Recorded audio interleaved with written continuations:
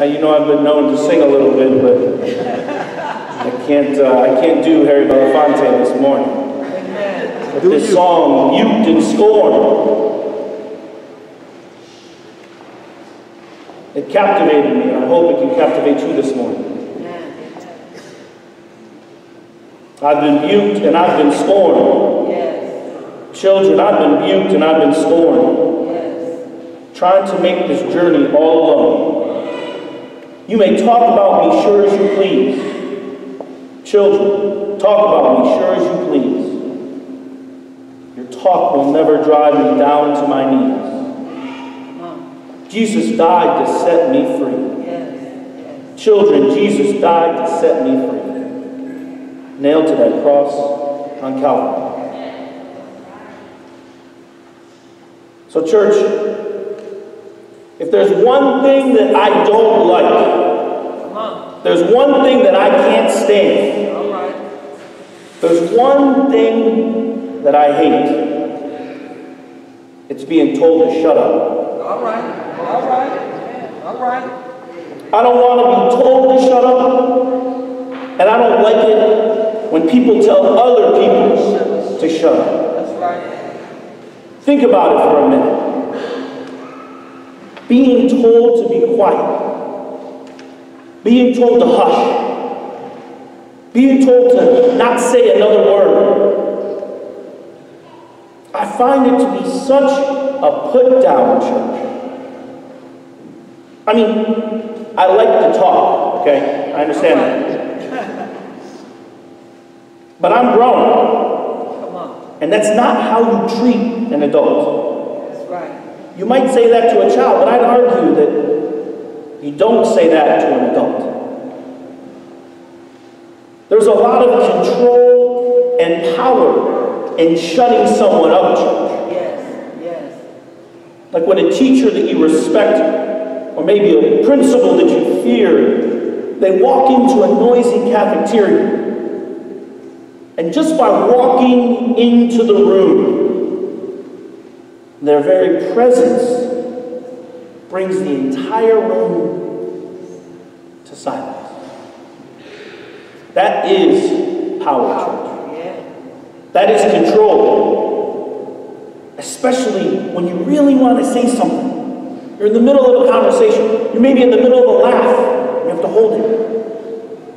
And you're hushed or silenced simply by their presence. How often do we feel like we've been rebuked, church? Yeah. Come on. How often do we feel like we've been told to be quiet, church? Come on. Am I the only one who's felt like I'm being told to shut up when I've got something to say? That's right. Have you ever felt like you've been told to keep your voice down? Have you ever felt like you've been told to not disturb others with what you've got to say? Come on. Have you ever been told that you don't have anything worth saying anyway? Does anyone else know what it feels like to be scorned like that? Yes. Next Tuesday, November 6th is an important day, like we heard in our announcements. It's an important day for this community. Yes. It's an important day for this city. Yes. It's an important day for our state. Yes. It's an important day for our country. Yes. November 6th is a day that we can express our civil duty. Yes. Exercise our democratic responsibility. And make our voices heard by voting. But church, we all know the history too well of voter suppression in the United States of America. Voter suppression is as American as apple pie. From only allowing white men who owned property in the late 1700s, to Jim Crow laws, to voter intimidation, to poll taxes, to literacy tests, to not allowing women to vote till 1920. Come on. Voter suppression has been a tool used to silence non-white men and all women. In 2018, people of color, particularly African Americans all across the South, but especially in Georgia, these people are being rebuked and scorned, church. Come on. Candidate and Secretary of State Brian Kemp, who is white, has invoked the so-called exact match law, church. Through this law, 53,000, let me say that one more time, 53,000 votes, applications have been suspended for infractions as minor as a missing hyphen from a surname. He's running against a Democrat, Stacey Abrams, the first minority leader of the House of Representatives, who, if she wins, will be the first African-American female governor in the country. That's right. Voter suppression laws are regulated gags for eligible voters who are trying to exercise their most fundamental constitutional rights. Over the past 10 years, states all across the country have passed measures to make it harder for Americans, particularly African Americans, the elderly, students, and people with disabilities to exercise their fundamental right to express themselves by casting a voter ballot. These measures include cuts to early voting, upholding voter ID laws, and purges of voter rolls. Jesus Christ, Son of David, have mercy on us. Domestic violence, physical and sexual abuse. These are things that keep people silent, church. Victims tell themselves or tell others that they somehow deserve this, that somehow their actions led to their abuse.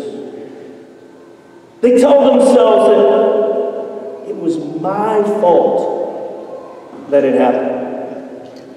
Or, I can't leave my spouse because even though this happens, I love them.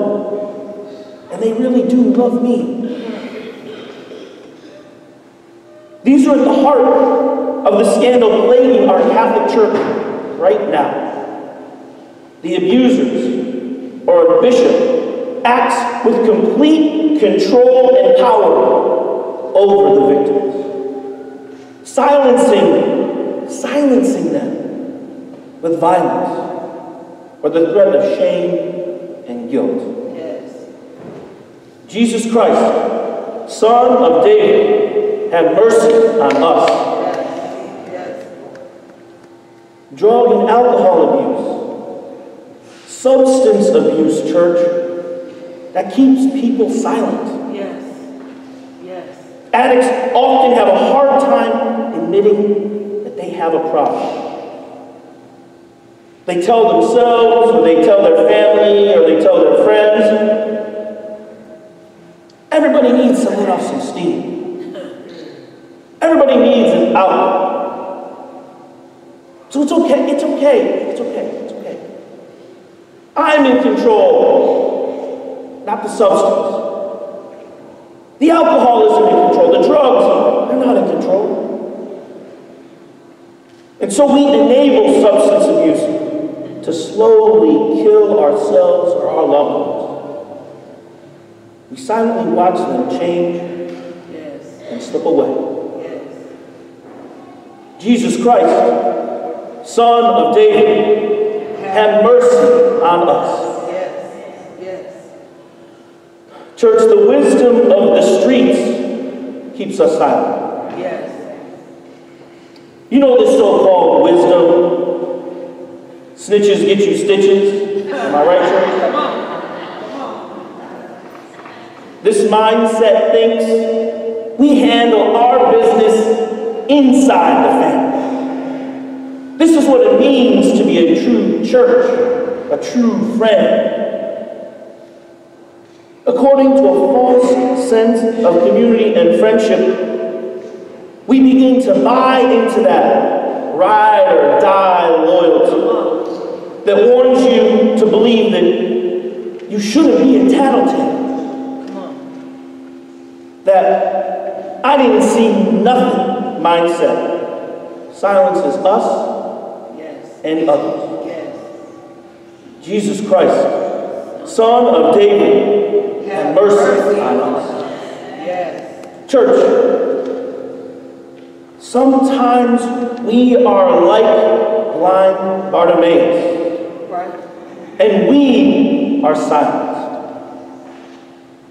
But church, sometimes we are also like the apostles, who silence others.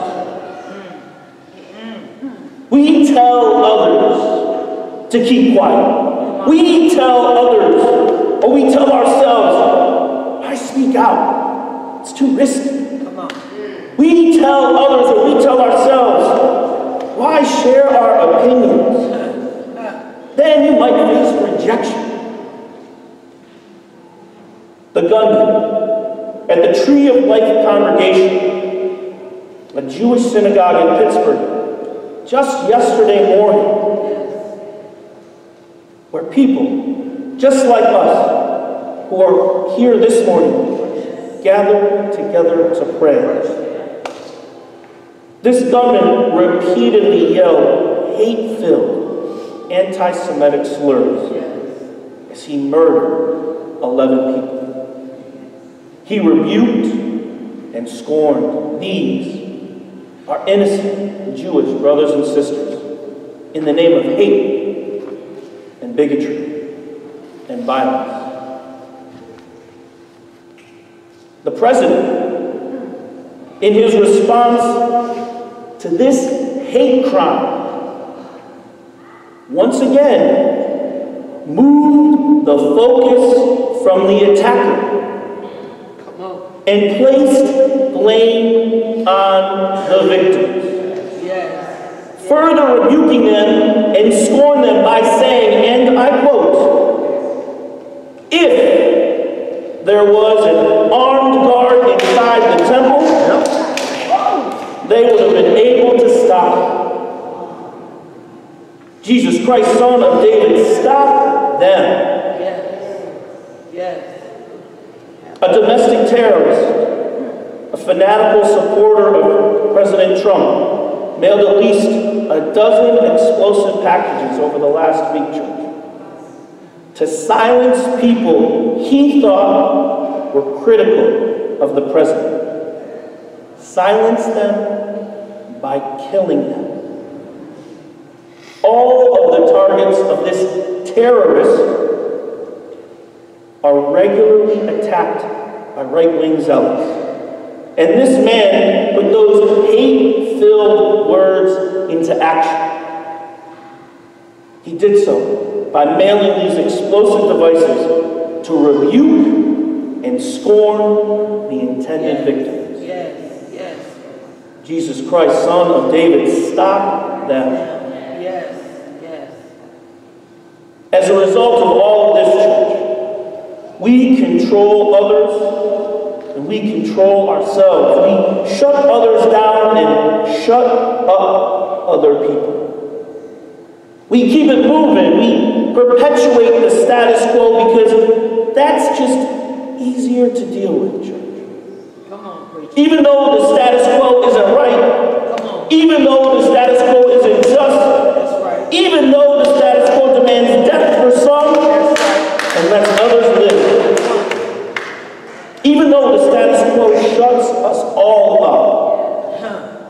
Church, let me say it plain. Come on. If your response to violence is more guns, you are perpetuating the silence by being addicted to violence. Yes. Church, if your response to terrorism is more bombs, you are perpetuating the silence by being addicted to violence. Church, if your response to crime is more police, you are perpetuating the silence by being addicted to violence. But like blind Bartimaeus, and like the Apostles' Church, we can't be quiet, church. We can't quiet others, church. Like blind Bartimaeus, we can't shut up. Like the Apostles, we can't keep others silent. In this moment, right here and right now, we need to cry out even louder when we are rebuked and scorned by others. Jesus Christ, Son of David, have mercy on us. Jesus Christ, Son of David, stop them. We need to cry out in truth. We need to cry out justice. We need to cry out Black Lives Matter. We need to cry out justice or else. We need to cry out Black is beautiful. We need to cry out I can't breathe. We need to cry out me too. We need to cry out don't boo, vote. We need to cry out no means no. We need to cry out without fear. We need to cry out and not be afraid.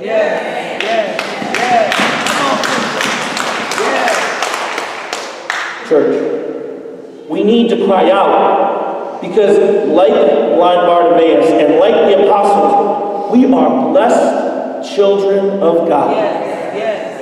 See, what I want to remind you today, church, is this. What's so important to remember about Mark's Gospel, our reading from Mark's Gospel today, is that this is the only Gospel that uses this story to give this man a name. And we know that this beggar is not someone to be ignored. Bartimaeus is not some minor character that should be overlooked. He is a man. He is a human being. His name is Bartimaeus. His father's name is Timaeus. He has a family. He has worth. He has dignity. He, like each of us, is created in God's image and likeness. He has been called by name, and nobody can take that away. Trayvon Martin, Michael Brown, Eric Gardner, Tamir Rice, Freddie Gray, Rakia Boyd, Shelley Fred, Yvette Smith, Maya Hall, Kendra James, Natasha McKenna, Sandra Bland, Laquan McDonald, Antoine Rose, Damon Grimes. We call their names to remember their lives. To remember they are human beings. To remind others that they are not objects or animals, but blessed children of God. Not only are we children of God, church. Not only do we have dignity and worth, church. Not only do we remember those who have been rebuked and scorned, church, but our gospel, our good news this morning, church, is that Jesus hears our cry. Jesus hears us calling out knows that we are being hushed, just like he knew the apostles were silencing blind Bartimaeus. And Jesus responds to our call by calling us out. Jesus Christ, Son of David, have mercy on us. Jesus Christ, Son of David, stop them. Take courage. Get up. Jesus is calling you. Jesus draws close to us, church. Jesus calls each of us in our need to take courage and get up. And we know that when Jesus is near, the boundaries of silence are broken. We know that when Jesus is near, the rules are flipped and fixed, church. We know that when Jesus is near, those who are rebuked and scorned are comforted and transformed. Because Jesus Christ hears our cries and calls us. When Jesus Christ hears our calls and calls us, healing happens, church. We are met with mercy, church. We are restored. We are empowered. We are called, church. We are given a mission to get up and follow our Lord. We are called by name, church, to be the hands and the heart of Jesus Christ for others who are in need and are crying out. And so, church, as we turn to the altar, we turn to the table of healing. We turn seeking to see. We come seeking justice. We come seeking peace. We come seeking our God. We hear God call us by name to come to the table of plenty. We hear God respond to our cries by taking our offerings of bread and wine and transforming them, and each and every one of us into the body and the blood of Jesus Christ. Church, God responds to our cries by feeding us for the journey and setting us free to hear the cries of others and to respond to them. We come to this altar, church, crying out louder and louder and louder and louder. Jesus Christ, Son of David, have mercy on us. Jesus Christ, Son of David, stop. Amen.